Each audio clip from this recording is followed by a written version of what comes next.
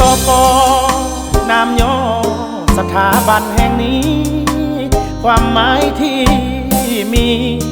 วิทยาคารตำรวจประชาชนเป็นบอนสร้างก่อ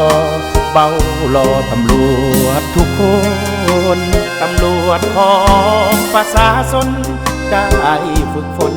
ศึกษาหำเพียงวิทยาคารตำรวจเพิ่นได้ขยาย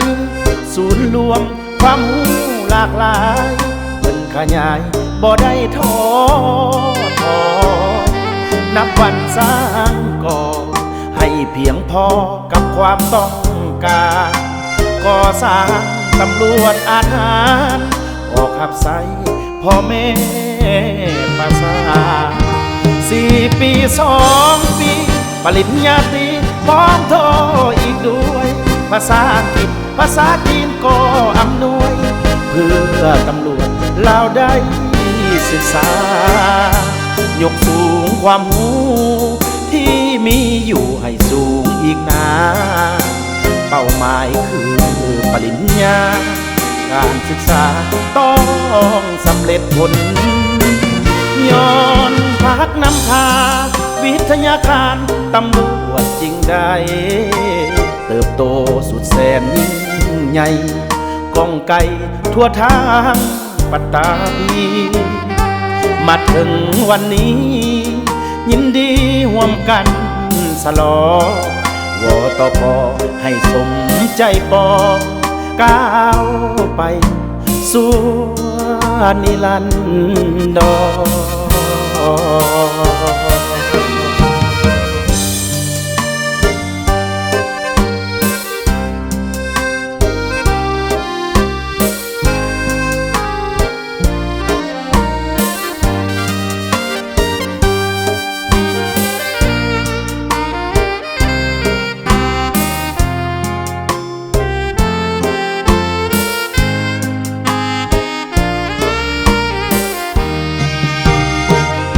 4 ปี2 ปีปริญญาตรีพร้อมโทอีกด้วยภาษาอังกฤษภาษาจีนก็อำนวยเพื่อตำรวจเราได้ศึกษายกสูงความรู้ที่มีอยู่ให้สูงอีกนาเป้าหมายคือปริญญาการศึกษาต้องสำเร็จผลย้อนพักนำพาวิทยาคารตำรวจจริงได้เติบโตสุดแสนยิ่งใหญ่ก้องไกลทั่วทางปัตตานีมาถึงวันนี้ยินดีร่วมกันสลองวตปให้สมใจปอก้าวไปสู่